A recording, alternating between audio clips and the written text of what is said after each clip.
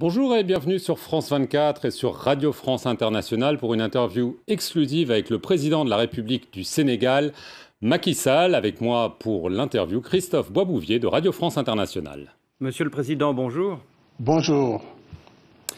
Monsieur le Président, ce vendredi, avec 342 cas confirmés de coronavirus, 198 guérisons et seulement 2 morts, le bilan officiel du Sénégal affiche un taux de guérison record en Afrique et un taux de mortalité exceptionnellement bas. Alors, plusieurs questions. Est-ce que ces chiffres sont-ils sous-estimés ou alors existe-t-il une exception sénégalaise? Ou alors, est-ce que la vague épidémique qu'on a vu déferler en Chine, en Europe et aux États-Unis, va-t-elle arriver au Sénégal et en Afrique? Je vous remercie. D'abord, je voudrais dire que ces chiffres ne sont pas sous-estimés. Au moment où nous parlons, effectivement, nous sommes à 342 personnes infectées. Et au moment même où je vous parle, on vient d'enregistrer le 3e décès. En fait, donc nous avons comme nombre de décès 3 depuis tout à l'heure. Et bien sûr, plus de 198 qui sont sortis de l'hôpital, donc guéris, avec aujourd'hui 141 précisément, si on enlève les décès de tout à l'heure, qui sont dans les établissements hospitaliers. Oui, c'est un chiffre assez positif si l'on considère le rythme de propagation de la maladie et surtout le taux de décès dans la plupart des pays. Je pense que cela est dû au fait qu'il y a une combinaison de facteurs. C'est d'abord la prise en charge précoce dans le milieu hospitalier, puisque nous avons un dispositif d'alerte et de coordination et d'identification des contacts et des malades. Et immédiatement, tous les contacts sont en confinement total dans des établissements hôteliers et tous les malades sont absolument tous à l'hôpital et sont traités. Bien entendu, le traitement a certainement un rôle à jouer dans ce taux. Je sais que nos praticiens, nos professionnels de la médecine ont décidé assez rapidement de mettre en place un certain nombre de protocoles qui fait un débat ailleurs, en particulier l'utilisation de l'oxychloroquine qui est combiné à l'azithromycine, je pense, et cela a certainement aussi joué. En plus, nous avons une population relativement jeune, et ça, c'est le propre de l'Afrique. Peut-être que aussi la jeunesse de la population, la précocité des mesures d'endiguement, ainsi que la prise en charge précoce dans les établissements hospitaliers, peut-être tout cela combiné peut expliquer en fait ces résultats.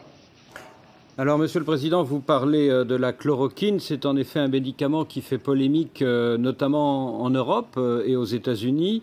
Elle est prônée par un chercheur français qui est né à Dakar et que tous les Sénégalais connaissent bien. C'est le professeur Didier Raoult.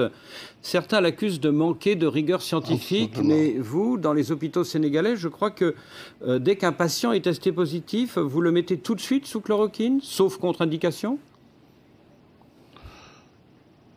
Oui, d'abord, il faut dire que l'utilisation de la chloroquine se fait en milieu médical. Il ne s'agit pas d'automédication et les professionnels ont décidé donc d'appliquer cette molécule dès l'apparition des premiers symptômes, avant bien sûr qu'on soit dans des cas critiques.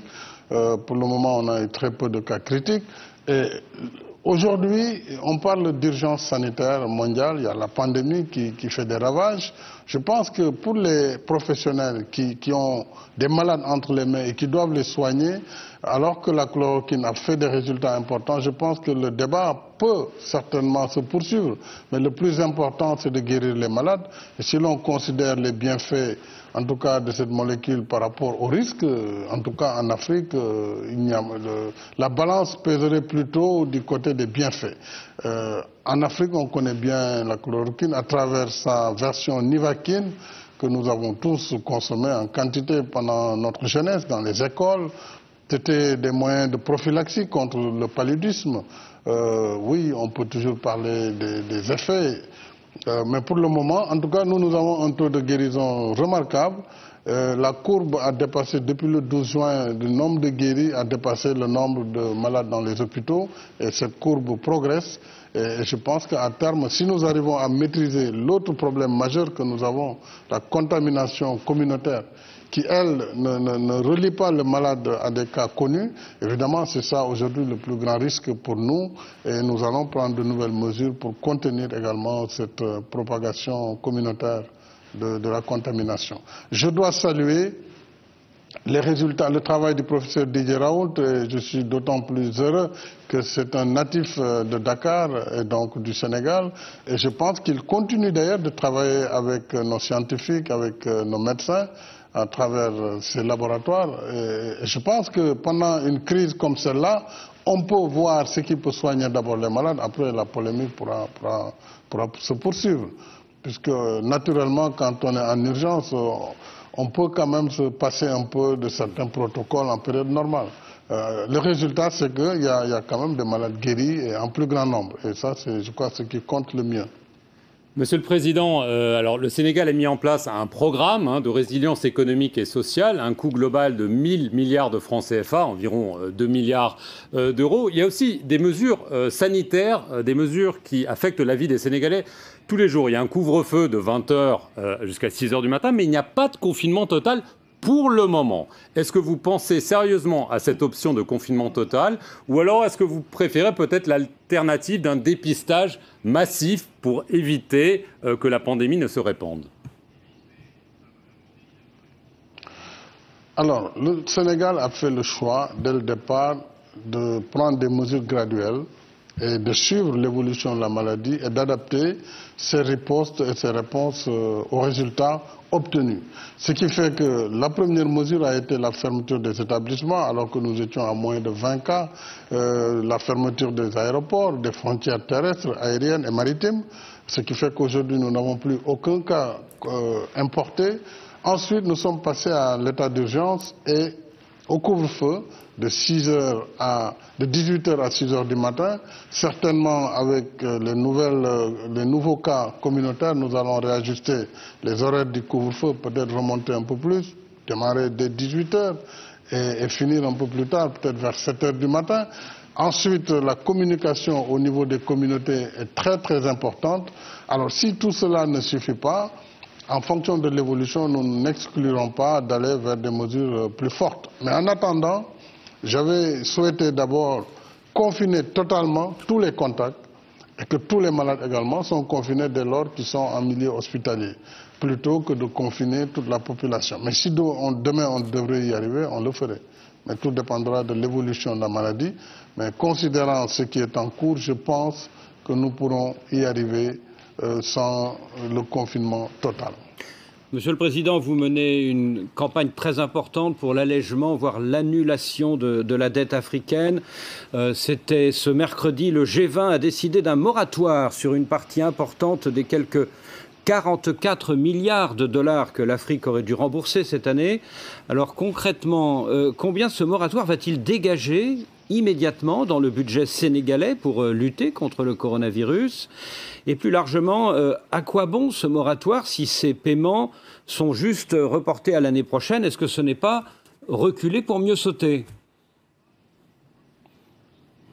D'abord, je dois me réjouir de cet effort que je dirais de préliminaire, un effort préliminaire du G20, puisque depuis le 25 mars, j'ai lancé un appel personnellement depuis Dakar pour une annulation de la dette publique et pour un rééchelonnement de la dette privée de l'Afrique.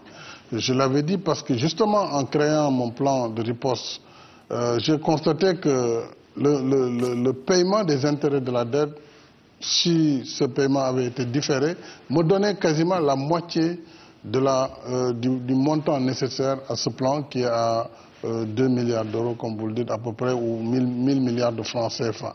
Rien que le paiement des intérêts et donc de la dette sur l'année représentait pour le Sénégal à peu près 500 à 580 milliards de francs CFA. C'est un peu moins donc d'1 milliard de dollars. Et nous avons considéré que une mesure globale, une maladie, une pandémie comme le Covid-19 appelle des réponses globales. Nous sommes dans un monde où la solidarité doit jouer. L'Afrique a besoin de cette solidarité en ces moments. Je pense que ceux qui ont déjà réagi positivement, comme le président Macron, je le félicite au passage, mais aussi comme sa sainteté, le pape François, nous avons été réconfortés par ces propositions, mais même les institutions multilatérales, comme le Fonds monétaire et la Banque mondiale, cette fois-ci, ils ont été à la pointe du combat. Et le rééchelonnement, c'est une chose, oui, on s'en réjouit, mais il faut aller au-delà. Il faut être courageux, et j'appelle mes collègues chefs d'État du G20 à aller vers de véritables réformes, parce que je suis convaincu qu'après le Covid, il faudra un nouvel ordre mondial. Un nouvel ordre qui devra renforcer la résilience de tous les pays et de tous les États. Parce que si demain, cette maladie reste quelque part dans un village quelconque du Sénégal ou d'ailleurs, c'est toute la communauté mondiale qui est menacée. Donc, la résilience de notre système de santé mérite déjà, cette première opération va permettre de faire face à la lutte. Mais Monsieur le Président, il y a la résilience économique, il y a les conséquences dramatiques du Covid sur l'emploi et c'est cela qui doit amener tout le monde à agir dans ce sens. Alors, vous demandez des décisions supplémentaires. Est-ce que vous demandez toujours l'annulation pure et simple de la dette? On parle de 365 milliards de dollars. Est-ce que c'est réaliste? C'est plus que réaliste. Vous savez, 365 milliards de dollars, c'est certes important, mais qu'est-ce que ça représente par rapport aux milliers de milliards de dollars qui font l'objet de transactions par jour dans le cadre des bourses, dans le cadre de tout ce qui aujourd'hui anime le monde. Je pense que le moment est venu où on doit s'arrêter un peu. Quelle est la finalité de notre monde? Est-ce que nous sommes là pour courir derrière des gains, des super gains astronomiques, ou nous devons être capables, lorsque la maladie frappe, lorsque on a un besoin de solidarité pour l'humanité, quand même 365 milliards, ce n'est pas, à mon sens, quelque chose qui est insurmontable pour des pays donateurs comme ceux du G20. Monsieur le Président, je ne leur demande pas de faire ce qu'ils ne peuvent pas. Ils peuvent, à mon avis, avec des mécanismes appropriés, en concertation avec l'Afrique, travailler sur des modalités qui n'handicaperont pas les pays donateurs ou les pays prêteurs, mais qui permettraient également à l'Afrique de faire face honorablement et dignement et d'être un membre à part entière de la communauté mondiale. C'est ma conviction et je continuerai à réclamer cela. Monsieur le Président, en plus du moratoire, le Sénégal va recevoir de l'aide. Est-ce que vous pouvez garantir qu'il n'y aura aucun détournement? Il y a une polémique, par exemple, aujourd'hui, ce vendredi, sur le transport de l'aide alimentaire pour les plus pauvres. Votre ministre du Développement communautaire, Mansour Faye, qui est aussi votre beau-frère, est soupçonné de favoritisme. Est-ce que cela ne nuit pas à la crédibilité de tout cela? Vous savez, ce qui est regrettable, c'est que lorsque nous attaquons des sujets d'importance, qu'on veuille nous ramener vraiment vers, disons, au ras de pâquerelle. Il est dommage qu'au moment où nous parlons justement de l'annulation de la dette africaine, au moment où nos pays ont fait l'effort de mettre en place des plans de riposte et de manière appropriée, au moment où il le fallait, au moment où nous sommes en train de préserver les emplois face à la crise, et de soutenir les entreprises, qu'on nous ramène vers un débat de transport, de vivres, et puis que vraiment cela puisse être relayé à ce niveau, j'en suis très désolé. Mais vous savez, ce qui nous importe aujourd'hui, c'est que d'abord tous les pays donateurs, tous les partenaires techniques et financiers sont dans nos pays, participent et contrôlent parfaitement l'exécution des budgets nationaux. D'ailleurs, c'est la raison pour laquelle de plus en plus, en tout cas au Sénégal, nous avons des appuis budgétaires qui sont donc des interventions directement sur les budgets, puisque les règles sont connues sur la commande publique, la gestion elle est connue, mais également toutes les mesures de contrôle, que ce soit de la Cour des comptes ou de l'inspection générale d'État, sont à pied d'œuvre. Maintenant, le débat politicien ou le débat qui veut nous faire perdre du temps, vraiment, je ne peux pas descendre à ce niveau. Mais je peux vous simplement dire que tout sera mis en œuvre, d'autant plus que je viens de créer un comité de pilotage dans lequel j'ai décidé de mettre, peut-être il y aura une personnalité indépendante qui va le diriger, mais aussi le Parlement dans ses différentes composantes, la société civile, l'opposition, tout le monde sera représenté. Donc je pense que tout tout sera en tout cas extrêmement clair et transparent au Sénégal, non seulement dans l'aide qui n'est qu'une portion congrue, c'est juste 69 milliards sur les 1000 milliards, mais sur toute la panoplie, l'appui à la diaspora, l'accompagnement de la résilience économique des entreprises et toutes les mesures qui seront faites dans l'absolue transparence. Monsieur le Président, on a le temps juste pour une dernière petite question. Vous avez fait sortir de prison des prisonniers par crainte du coronavirus. Il y a notamment l'ex-président tchadien Hissène Habré qui est condamné à la réclusion à perpétuité pour crime contre l'humanité. Il a été placé en résidence surveillée pendant 2 mois par crainte qu'il ne contracte le coronavirus. N'est-ce pas un prétexte pour le faire sortir définitivement des prisons sénégalaises ? Mais pourquoi vous voulez que ce soit un prétexte? Le président Habré a été jugé, condamné et il était en prison, il est toujours en prison au moment où nous parlons. C'est seulement le lieu de sa réclusion qui a changé. Il était seul à la prison du Cap Manuel, au sud de Dakar, et l'administration pénitentiaire a souhaité transférer toutes les nouvelles personnes qui seront donc transférées, qui seront mises en mandat de dépôt, qui seront donc envoyées en prison pour ne pas les mélanger avec des prisons déjà pleines. Et c'est pourquoi j'avais pris une mesure de grâce qui a concerné plus de 2036 prisonniers. Donc lui, on l'a transféré à la demande de ses avocats et lui-même, il est quand même d'un âge avancé. On a préféré ne pas prendre le risque aussi de le voir contracter, en tout cas en milieu carcéral à la prison, le coronavirus. Et c'est pourquoi les juges de l'application des peines a pris un arrêt qui permet pendant la durée de 60 jours, donc la durée, on espère que c'est une durée suffisante pour couvrir la période de la pandémie, qu'il puisse purger sa peine chez lui, évidemment avec la présence de l'administration pénitentiaire, donc de ses gardes pénitentiaires. Ce n'est pas du tout un prétexte pour le faire libérer, mais c'est une mesure d'ordre humanitaire et une précaution pour éviter, évidemment, des risques inconsidérés le concernant. Et après cette période de pandémie, il retournera dans la prison ?